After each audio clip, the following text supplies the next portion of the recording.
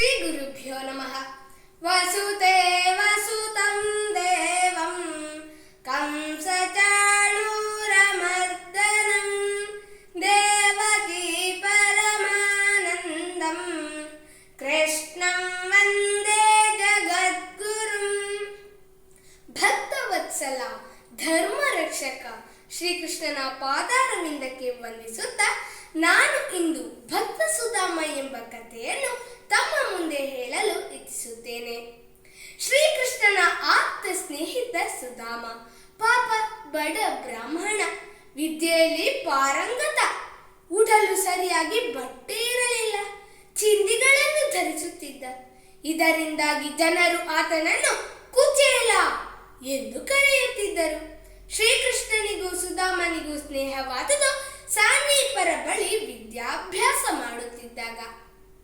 ಕಾಲಕ್ರಮದಲ್ಲಿ ಸುಧಾಮನಿಗೆ ಮದುವೆಯಾಯಿತು. ಮನೆ ತುಂಬ ಮಕ್ಕಳೂ ಆದವು. ಆತನ ಪುಣ್ಯಕ್ಕೆ ಆತನ ಪತ್ನಿಯು ಆತನಿಗೆ ತಕ್ಕವಳೇ ಆಗಿದ್ದಳು.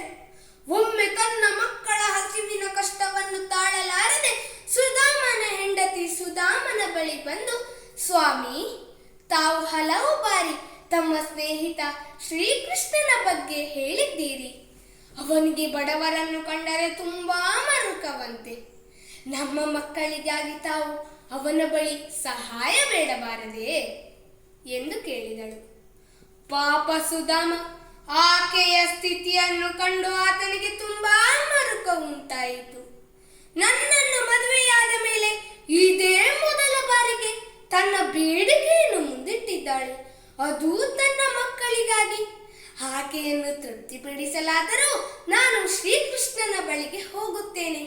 ಅದಲ್ಲದೆ ನನಗೂ ಶ್ರೀಕೃಷ್ಣನನ್ನು ದರ್ಶಿಸುವ ಭಾಗ್ಯ ದೊರೆಯುತ್ತದೆ ಎಂದು ಯೋಚಿಸಿ ದ್ವಾರಕೆಗೆ ಹೊರಡಲು ಸಿದ್ಧನಾದ. ದೊಡ್ಡವರ ಮನೆಗೆ ಬರಿಗೈಲಿ ಹೇಗೆ ಹೋಗುವುದು? ಮನೆಯಲ್ಲಿ ಏನಾದರೂ ತಿನಿಸು ಇದ್ದರೆ ಕೊಡು ಎಂದು ಹೆಂಡತಿಯ ಬಳಿ ಕೇಳಿದನು. ಪಾಪ ಬಡತನಕ್ಕೆ ತಿನ್ನುತ್ತಿರುವ ಆ ಮನೆಯಲ್ಲಿ ಏನಿದೆ? ಹೆಂಡತಿ ತಕ್ಷಣ ಅಕ್ಕಪಕ್ಕದ ಮನೆಗಳಿಗೆ ಹೋಗಿ 4 ಹಿಡಿ ಅವಲಕ್ಕಿಯನ್ನು ತಂದು ಆತ ಹೊದ್ದಿದ್ದ ಚಿಂದಿಯ ಸೆರಗಿನಲ್ಲಿ ಕಟ್ಟಿದಳು. ಸುಧಾಮ ದ್ವಾರಕೆಯ ಹಾದಿ ಹಿಡಿದ. ಶ್ರೀಕೃಷ್ಣನನ್ನೇ ನೆನೆಯುತ್ತಾ ದ್ವಾರಕೆ ಸೇರಿದ. ಅರಮನೆಯ ಬಾಗಿಲು ತಲುಪಿದ. ಸುಧಾಮನನ್ನು ಕಾಣುತ್ತಲೇ ಶ್ರೀಕೃಷ್ಣ ಓಡೋಡಿ ಬಂದು 2 ಕೈಗಳಿಂದ ಆಲಂಗಿಸಿಕೊಂಡ. ಕೈ ಹಿಡಿದು ಕರೆತಂದು ಮಂಚದ ಮೇಲೆ ಕೊಳ್ಳಿರಿಸಿದ. ಆತನ ಪಾದಗಳನ್ನು ತೊಳೆದ. ಪಾದಗಳನ್ನು ಮೃದುವಾಗಿ ಬಟ್ಟೆಯಿಂದ ಒರೆಸಿದ.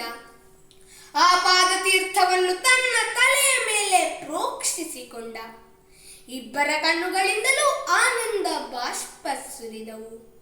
ಸುಧಾಮ ಹಾಗೂ ಶ್ರೀಕೃಷ್ಣ ಪಕ್ಕದಲ್ಲಿ ಕುಳಿತುಕೊಂಡು ಆತ್ಮೀಯವಾಗಿ ಮಾತನಾಡಲಾರಂಭಿಸಿದರು. ತಮ್ಮ ಗುರುಕುಲದ ದಿವಸಗಳನ್ನೆಲ್ಲ ನೆನಪಿಸಿಕೊಂಡರು. ಆಗ ಶ್ರೀಕೃಷ್ಣ ಸುಧಾಮನನ್ನು ಕೇಳಿದ, ಅದೆಲ್ಲ ಸರಿ ಗೆಳೆಯ, ನೀನು ನನಗಾಗಿ ಏನನ್ನು ತಂದಿದ್ದೀಯಾ ಎಂದು. ಆಗ ಸುಧಾಮನ ಮುಖ ಬಾಡಿತು. ಆತ ತಂದಿದ್ದ ಅವಲಕ್ಕಿಯನ್ನು ಶ್ರೀಕೃಷ್ಣನಿಗೆ ಕೊಡಲು ಆತನಿಗೆ ನಾಚಿಕೆ. ಆದರೆ ಶ್ರೀಕೃಷ್ಣ ಸುಮ್ಮನೆ ಬಿಡುವನೇ? ಆತ ಹೇಳಿದ, ಸುಧಾಮ, ನೀನು ಪ್ರೀತಿಯಿಂದ ನನಗೆ ಏನು ತಂದಿದ್ದರೂ ಅದು ನನಗೆ ಅಮೃತಕ್ಕೆ ಸಮಾನ. ಭಕ್ತಿಯಿಂದ 1 ಹಣ್ಣು, 1 ಹೂ, ಕಡೆಗೆ ಸ್ವಲ್ಪ ನೀರು, ಏನು ಕೊಟ್ಟರೂ ತೆಗೆದುಕೊಳ್ಳುತ್ತೇನೆ. ಆದರೆ ಭಕ್ತಿ ಇಲ್ಲದೆ ಎಷ್ಟೇ ದೊಡ್ಡ ವಸ್ತುವನ್ನು ಅರ್ಪಿಸಿದರೂ ಅದರ ಕಡೆ ನಾನು ಕಣ್ಣೆತ್ತಿಯೂ ನೋಡುವುದಿಲ್ಲ. ಹೀಗೆ ಹೇಳಿದರೂ ಸುಧಾಮ ಅಲುಗಲಿಲ್ಲ. ಆಗ ಶ್ರೀಕೃಷ್ಣನೇ ಸುಧಾಮನ ಕಂಕುಳಲ್ಲಿದ್ದ ಪುಟ್ಟ ಗಂಟನ್ನು ಹೊರತೆಗೆದು ಅದನ್ನು ಬಿಚ್ಚಿ ಅದರಲ್ಲಿದ್ದ ಅವಲಕ್ಕಿಯನ್ನು ಕಂಡು, ಓಹೋ, ಅವಲಕ್ಕಿಯೇ? ಅವಲಕ್ಕಿ ಎಂದರೆ ನನಗೆ ಪಂಚಪ್ರಾಣ ಎಂದು ಹೇಳಿ 1 ಹಿಡಿ ಅವಲಕ್ಕಿಯನ್ನು ತೆಗೆದು ಹಿರಿ ಹಿಗ್ಗುತ್ತಾ ತಿಂದ.